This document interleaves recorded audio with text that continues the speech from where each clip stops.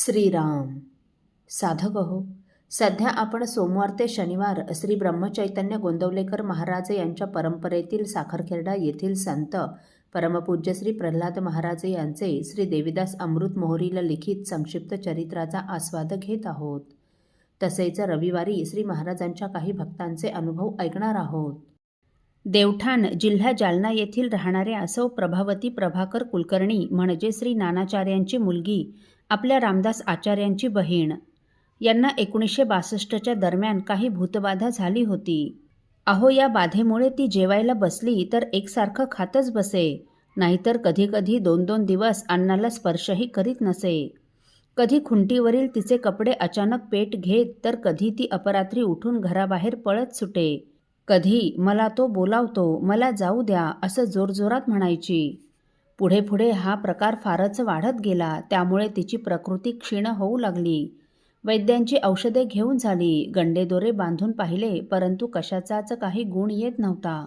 सन 1963च्या श्री रामनवमीच्या उत्सवासाठी या प्रभावतीबाई जालन्याला आपल्या माहेरी म्हणजे जालन्याच्या राम मंदिरात चांगल्या 8-15 दिवस उत्सवाच्या आधीपासूनच आल्या होत्या.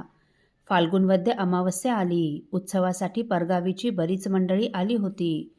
दुसऱ्या दिवशी सकाळपासून रामाचा उत्सव सुरू होणार होता.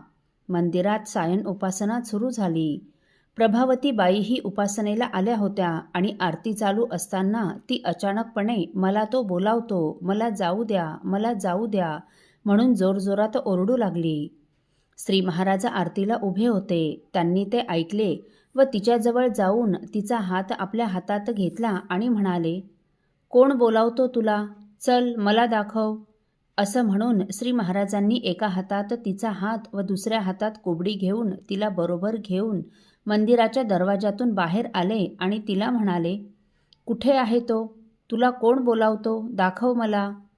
असं म्हणून त्या अमावस्येच्या अंधाऱ्या रात्री संपूर्ण मंदिराला तिच्यासह परिक्रमा करून आले व तिला म्हणाले, इथे तर कोणीच दिसत नाही आणि तू मला तो बोलावतो, मला तो बोलावतो असं सारखं सारखं काय बोलतेस?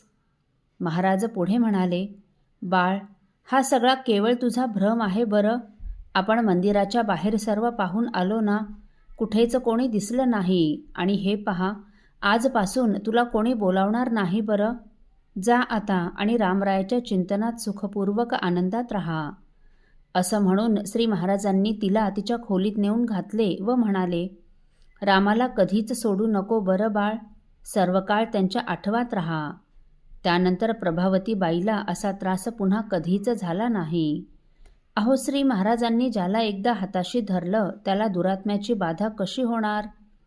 श्री महाराजांच्या कृपेने आजतागायत या प्रभावती बाईंचा संसार रामस्मरणात अगदी सुखपूर्वक चालला आहे. असो, धानोऱ्याचे काशीनाथपंत धानोरकर यांचे मोठे चिरंजीव विनायक हे लोणारला शिकत होते. सन 1962-63ला ते शालांत परीक्षेला बसले, परंतु त्यावेळी लोणार येथे परीक्षा केंद्र नसल्यामुळे लोणारची मुले परीक्षेसाठी मेहकरला जात असत. तेव्हा तेही शालांत परीक्षा देण्यासाठी मेहकरला आले व तेथे देवीदासपंत दाभेकरांकडे भाड्याने खोली घेऊन राहिले. तेथे बालाजी मंदिरात पुरुषोत्तम भाऊंकडे त्यांच्या आजींच्या गुरूंची सून अहिल्याबाई उर्फ जिजी राहत होत्या. त्या भाऊंच्या चुलत वहिनी होत्या. विनायकरावांच्या आजीने यांना परीक्षेला जाताना रोज या जिजींचे दर्शन घेत जा म्हणून सांगितले होते. त्याप्रमाणे हे जिजींचं दर्शन घेऊन परीक्षेला जात असत. श्री रामकार्यार्थ फिरत असताना त्याच दरम्यान एक दिवस श्री महाराज मेहकरला भाऊंकडे आले होते.